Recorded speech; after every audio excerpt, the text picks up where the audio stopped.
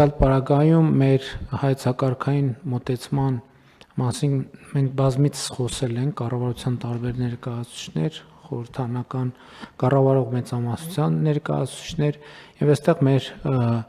նպատակադրումը հստակ է, որպեսզի մեր հանրության ներուժը մաքսիմալ դրվի կամ արվի մեր երկրի զարգացման օրակարգերում բոլոր ուղղություններով, սկսած տնտեսությունից, շարունակած հանրային կյանքից, պետական եւ տեղական պետական կառավարման եւ տեղական ինքնակառավարման ոլորտներից, բոլոր ոլորտներում եւ հաշվի առնելով նաեւ, որ այսօր եւ արդեն բավական երկար ժամանակ մեր բնակչության մեծամասնությունը կանայք են, նաև այս հանգամանքը շատ կարևոր է, որպեսզի մենք այդ ներուժը լիարժեք կերպով օգտագործենք եւ ես կարծում եմ, որ այդ ուղղությամբ իհարկե որոշակի process-ներ կան եւ օբյեկտիվ եւ սուբյեկտիվ, որտեղ ես նախկինում նաև առիթ ունեցել եմ ասելու, որ անզեն աչքով նույնիսկ նկատելի է, որ օրինակ կրթության ոլորտում աղջիկները ավելի ակտիվ են, քան տղաները։ Ընդ որում մենք նաև սրա մասին վկայող եւ ապացույց ունենք, որովհետեւ Հայաստանի Հանրապետությունում օրինակ տեխնոլոգիական ոլորտում մենք աշխարհում ամենաբարձր ցուցանիշներից մեկը ունենք, եթե ոչ ամենաբարձրը կանանց ներգրավվածության։ Այսինքն IT համակարգում ոչ մի երկրում ավելի բարձր ցուցանիշ, թե առնվազն առաջատարներից մեկն են, եթե ոչ միանձնյա առաջատարը, կանայք այդքան շատ ներգրաված չեն IT ոլորտում, սա նշանակում է, սա իմ ասացի տեսական թեզի գործնական արտահայտումն է, որովհետև IT համակարգում այն եզակի տեղերից է, որտեղ առանց առնվազն մի կրթական մինիմումի հնարավոր չի այդտեղ ներգրավել եւ աշխատել։ Եվ ես կարծում եմ, որ սա մի կողմից այո մենք ուրախանում ենք, ասում ենք, բայց մյուս կողմից վկայում է մեր երկրում առկա խորը խնդիրների մասին, եւ ես կարծում եմ, որ մենք թերագնահատում ենք այդ խնդիրները, եւ այդ իմ ընկալմամբ այդ խնդիրների մի հսկայական հատվածը կապված է քրեական ենթամշակույթի ազդեցությամբ մեր իրականության մեջ տղաների աշխարհընկալման մասով։ Եվ բոլոր, եւ ուզում եմ ես ձեզ ասեմ հետեւյալը նաեւ հազար անգամ ներողություն եմ խնդրում այս հիշատակումը անելու համար, նաեւ որպես մի մարդ, որ ժամանակ է անցկացրել քրեակատարողական հիմնարկներում, մեր հանրության շրջանում տենց ընկալում կա, որ քրեական ենթամշակույթը, ասենք օրինակ տղաներին ուժեղացնելու ճանապարհը, ես ուզում եմ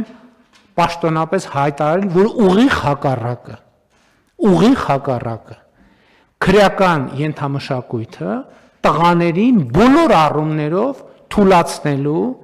ինքնությունից զրկելու, ինքնուրույնությունից զրկելու, մտածողության սեփական ձևեր ունենալուց զրկելու մեթոդ է։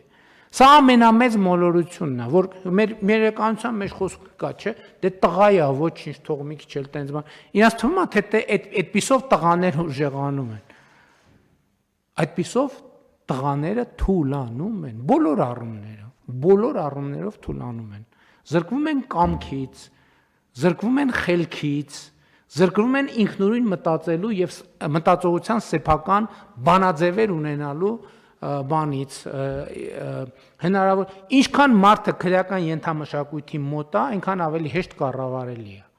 Ինչքան քրեական իր մտածողության ձևերով, ինչքան քրեական ենթամշակույթի մոտ է, այնքան ավելի անմրցունակ է ցանկացած ոլորտում, աշխատանքի շուկայում, ցանկացած հարաբերության մեջ։ Սա ինձ համար աքսիոմ է եւ ինձ համար տեսական թեզ չի սա, այլ մի բան է, որ ես գիտեմ եւ տեսականորեն եւ գործնականում։ Եվ սա ֆունդամենտալ խնդրեմ է եւ ես իհարկե ուրախ եմ, որ մեր մոտ աղջիկները ավելի ակտիվ են կրթության ոլորտում, բայց ես մտավախություն ունեմ, թե նաև այդ առավելությունը այս երևույթի պատճառով է, որ տղաների անբնական պասիվության քրեական ենթամշակույթի բերումով պասիվության արդյունքում է եւ ես կարծում եմ, որ այստեղ մենք մենք էլի քաղաքականություններ մշակելու անհրաժեշտություն ունենք։ Ոնց անենք, որ տղաներին ավելի մոտեցնենք գիտելիքին, կրթությանը, սկսած եւ ընդհանրապես հանրային կյանքին էլ, այս տրամաբանությունն էլ է շատ կարեւոր։ Ես օրինակ երկար ժամանակ հիմա իհարկե համոզված եմ նախարարության ջանքերով, երկար ժամանակ, երբ որ մենք ամենապարզ օրինակն եմ բերում, երբ որ մենք քաղաքականություն որդեգրեցինք, որ օրինակ գնում ենք դպրոցներ, դպրոցների բացման եւ այլն, ասենք որ ինչի պետք է ինչ-որ պատահական կիսաանվորակ YouTube-ներից ստանդարտից դուրս պետական օրներգի ձայնագրություն միացնենք, երեխաները թող երգեն։ Եվ 1, 2, 3, 4 ես նկատում եմ, որ երգչախմբում միայն աղջիկներ են։ Ինչն է սրա պատճառը։ Որովհետև երգչախմբում երգելը հասկանում եք, դե բա ոնց երգչախմբում երգել։ Այստեղից սկսվում է։ Երգչախմբում երգել, աշխատախմբում աշխատել, դասարանում սովորել, բուհում սովորել, ոնց գնացել եք բուհում փոխանակ դուրս գաք տենակ, ինչ կա հայատներում, կողքի բաներում, սադերում, բանում, պրոցեսներ են գնում, դուք գնացել եք բանում, լսարանում նստել եք, ու սկսվում է դեգրադացիան։ Այդ հետո իր հետ գնում է բանակ։ Այդ հետո արտահայտվում է բանակի գործունեության տարբեր ձևերում, չասենք, որ ձևերում հերթական անգամ բան չենք, մազոխիստ չենք, մենք եկեք մեզ ինքներս չխոցենք։ Ու տենց շարունակ, բայց ես ինչի համար եմ սա ասում։ Ժորժ ջան, պետք է առերեսվել այս խնդրի հետ։ Պետք է առերեսվել այս խնդրի հետ։ Եվ սա ֆունդամենտալ խնդրեմ է։ Եվ ես կարծում եմ, որ մենք այս քաղաքական, ես չգիտեմ, գենդերային քաղաքականության մեջ է ենթավերնագիր թե դա լրիվ առանձին ուղղություն, նաև առանձին ենթաթեմա է, մենք սրա մասին պետք է մտածենք, որտեղ սա մեր անվտանգության բոլոր իմաստներով մեր անվտանգության կարևորագույն հարց է։ Այս առաջին խումբ դիտարկումը, որ անում ենք։ Երկրորդը ակտիվացումը, այդ թվում կանանց ակտիվացումը կարևոր է նաև մեր տնտեսության զարգացման, աղքատության հաղթահարման ճանապարհին, որովհետև այսօր գոնե էլի վիզուալ տպավորությամբ բազմաթիվ ընտանիքներ Հայաստանի Հանրապետությունում կապրեին, չեմ ասում բացարձակ պայմաններում, բայց ավելի լավ, եթե կանայք իրենց տնտեսական ներուժը լիարժեք իրացնելու հնարավորություն ունենային։ Այս խնդիրները կան մարզերում, բայց գիտեք ինչ, մենք այդտեղ ենք շփոթվում եւ մենք ինքներս մեզ մոլորության մեջ ենք գցում, երբ որ մենք ասում ենք այ մարզերում այդ խնդիրը կա, ոչ այդ խնդիրը կա նաեւ Երևանում, Երևանի ամենակենտրոնում, Երևանի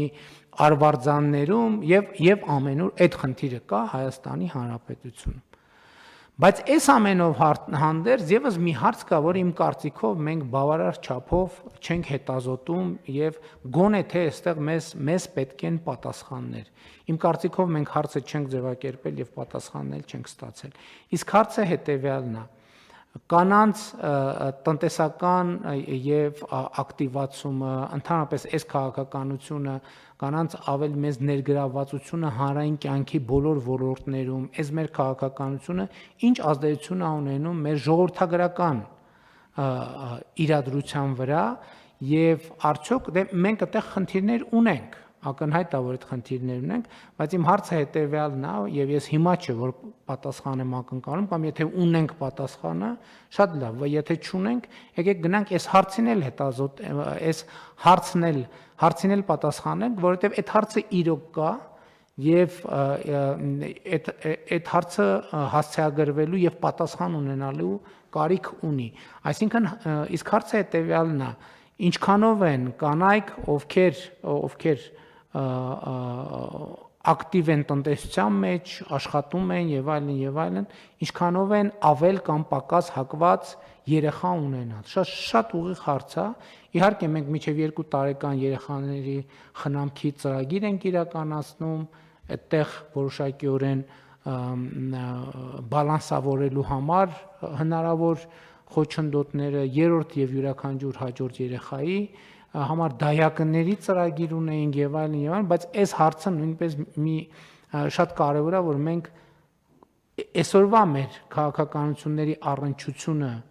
առնչության վերաբերյալ պատասխան ունենանք եւ եթե այդ պատասխանը մեզ չի բավարարում, նաեւ հասկանանք այս